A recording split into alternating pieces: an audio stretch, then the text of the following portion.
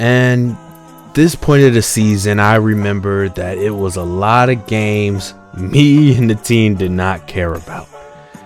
And we even had an in-season tournament after we played an in-season tournament. I didn't understand. Players were falling like flies. I just knew this was going to be a tough time in the season. The school newspaper even wrote about us and said, will Howard University waste another year under the childish regime? The season has started off great, but with more and more losses adding up, people wonder if the team is heading in the wrong direction. Are you kidding me? But even with the negativity, I was still confident in our recruiting class coming up.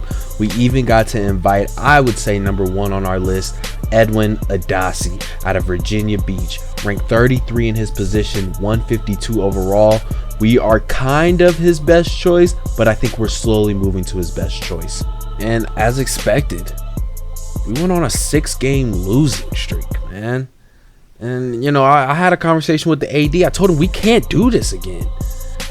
But it was whatever, because we rested. We were ready for our first conference game against Mid-Eastern Shore. And I knew this was going to be the game to turn the season around and truly show what we are made of. Because what just happened in that 6-game losing streak was not us. And now we get to play a team that's in our conference. We're all over them. Soon as the game starts, we're getting buckets. The energy was there the entire night. Everyone was playing terrific. Everyone was unselfish. People were getting to the lane. We looked like the team I knew we were this year. So the fact that people were thinking differently of us, I just couldn't understand. What stuck out to me most that game was how unselfish the team was. Like I said, I mean, I didn't see anybody on the floor that looked like they didn't want to be out there. I didn't see anyone on the floor that wasn't trying to be a leader, and nobody could stop us. I mean, nobody could stop us, but we were stopping the other team. Believe that. Definitely believe that. And they had this little freshman on the other side, Lettenberger. He hit a big one, you know, had them all turned up for a little bit, but I'm so glad we inbounded it right after he hit a jump shot and scored instantly to show we didn't care about none of that. And we kept going. We kept scoring, kept putting points on, kept playing terrific defense, kept being unselfish, and we easily came away with this dub. And to end the half, Bailey comes down and hits a 3-pointer from the parking lot.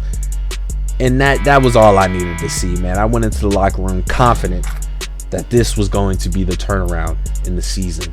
But then we played Hampton. Hampton, by far the best team, I would say, in the conference. And they have the best players. 3 guys on their squad scored double digits. We just couldn't let that happen. But we turned it around again. I knew that last game wasn't us as well, but it was a good team. It was these lower teams that you have to sort of refine your game. Show that you are actually better than majority of the people. And, hey, people was showing it. Fleming was showing it. Fleming scored the first 5 points, then came down, got an assist to Bailey. I'm like, oh, this is going to be an interesting game because Fleming kept going. I haven't seen Fleming bust out like this yet, and he finally showed something. And then Hansen comes in and scores, and now I'm thinking in my head, I'm looking over at the coaches, if we get that Hansen and Fleming duo going all year, we are cooking with fire, because Hansen and Fleming just kept going back and forth in the paint, scoring, and no one could stop them. But hey, this team would not go away. I mean, they were actually pretty good, but my guys didn't give up. My guys knew, hey, you know, it could be a hard game. It could be a tough game. We're not going to give up. We're going to play our brand of basketball. And I think that's what I was trying to coach and get through my first year. So going into my second year, I just wanted to keep that going. I wanted to keep those guys around that knew the game. Man, and with those 2 wins and 1 loss, that put us at 5th in the conference, and that's a good place to sit right now because our goal is March Madness. That's all it is. So to continue that streak, we had South Carolina State after that, another bottom half team, and I knew this had to be a win to keep us going and put us at 4-1 in the conference. But a development happened in the middle where the center Pell in Cameroon went up to a 3-star recruit. He's not, we're the only offer. And we have another guy, Knox, who's moving up. He hasn't even gotten an offer by anybody else. So to have that type of momentum in recruiting this week, going into a game where, man, I felt the bleachers this game. Students were coming out. Teachers were coming out. Fans in the area were coming out. This game felt the most different out of any game while I was coaching here my first year and even this season. On the other side, Gabler, a freshman that was touted as probably one of the best freshmen in this conference. This was overall just a great game to see where we were. And Gabler, of course, started the game out with an easy layup. And, I looked over at my coaching staff. I'm like, it's whatever. We'll see what happens. And then Henry comes down, passes it.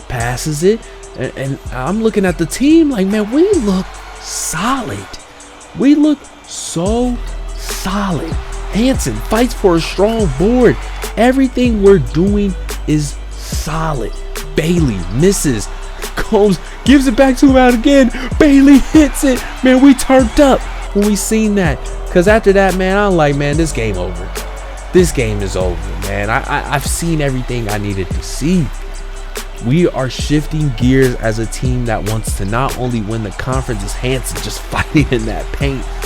We only wanted to say that we competed this season for the best possible position we could get. And man, after this stretch of games where we went 4-1, I knew that we were a team that everybody in the conference did not want to play when it was time to fight your way to March Madness, because we have a leader like Henry who's coming down, doing everything he can to get a bucket. We have guys like Gomes, Hansen, Fleming. It doesn't end how many different weapons we have. And this double team right here, this is where I was like, okay, here we go. The double team trap. We get some substitutions in, right? I'm looking over at the coaching staff like, hey, what should we run? What play we in, y'all? We get the ball in easy, pick and roll. I'm still discussing what to run, and we already score out of the turnover. It's plays like that where like I said, I knew what we were capable of. Having a leader like Henry lead the offense, I think this was one of his best games passing the ball. He just knew where to put the ball at every single time. And, heading into the end of the game, it got close. It did. We was only up 3 right here. And I'm like, okay, I hold the ball up. And Henry somehow finds Bailey, airballs it. They try to come down and get a bucket. They make their passes, almost turn it over. Of course, the freshman tries to be the hero. And man, I was like, yeah, nice. And Bailey tries to shoot. I have no clue what he was doing, man. But wow. Like I said, just remembering this time, I just knew that the next step was what were we going to do in the conference tournament? Because we were obviously a top team in the conference with top players too.